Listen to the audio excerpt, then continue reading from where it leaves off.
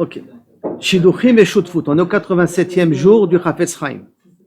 Des Shidduchim, si on a besoin de faire des Shidduchim, ou si on a besoin des Shutfut des associations, Sikoum, résumé de ce qu'on a appris hier. C'est un résumé, puisque hier on a parlé aussi de problème de Shidduchim, quand et dans quel cas j'ai le droit d'annoncer. Un résumé maintenant.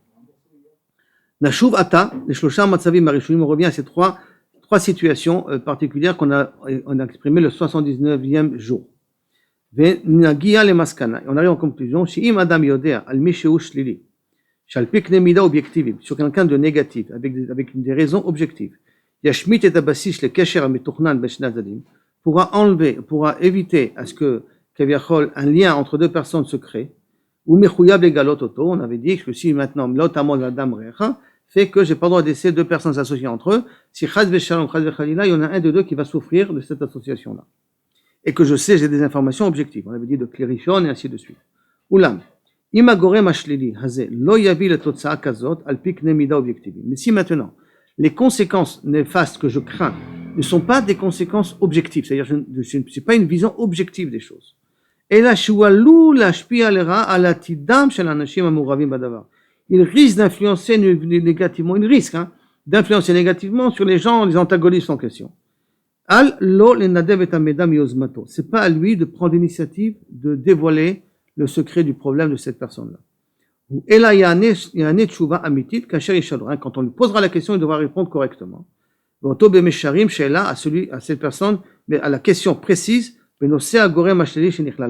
sur le côté problématique associé à la personne. Donc si ce n'est pas une raison objective, vraiment, que Kaviachol est objectif, c'est ça, que Kaviachol risque de causer un tort, et là, il risque de causer un tort, c'est rien qu'un risque, alors à ce moment-là, il faut attendre qu'on te pose la question. C'est pas à toi de prendre l'avant, de prendre le téléphone et d'avertir sans qu'on t'a demandé.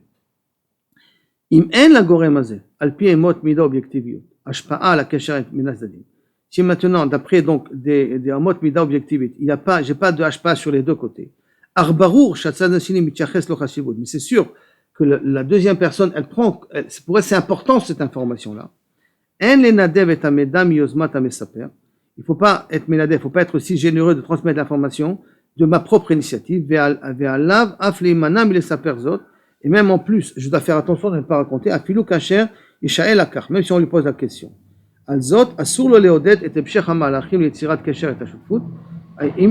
Malgré tout, il doit pas être là pour encourager que l'association qui est entre les deux continue. Mais si à ce moment-là, si ça n'a pas d'influence particulière, l'information n'a pas d'influence particulière sur le lien entre les deux personnes en question, c'est-à-dire qu'il n'y aura pas trop de répercussions, tu n'as pas à toi d'intervenir, donc ni à toi, même si on te pose la question de ne pas y répondre, mais tu ne dois pas être là pour encourager que l'association se fait. Intervenir, non. Donner des réponses, non. Mais encourager, ça, tu ne dois pas le faire non plus. Ça, non? On ne doit pas le faire. Maintenant, la suite.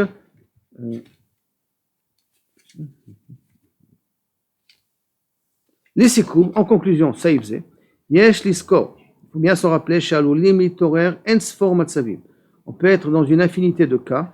Chez le tzorer bessipur la shonara les toilettes, qu'on est dans une situation où on doit raconter la shonara. Bechug, amishpacha, dans la famille. Yedidim, des amis. Chevra, la société. Asakim, le travail.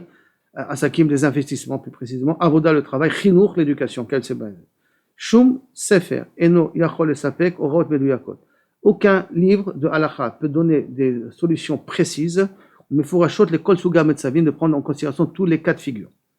Hamotza hayachid, la seule solution qu'on a, l'ilmod etev et aklalim, essayer de bien apprendre les généralités, l'avin et amushagim, de bien comprendre les notions, l'itragel ishol be'atzatra, prendre conseil toujours, avec un rav, kasher sheefshar iyelino ka'halakha, be'itorer amatzavim, pour qu'on puisse se comporter comme la halakha quand ces situations-là se présentent devant nous.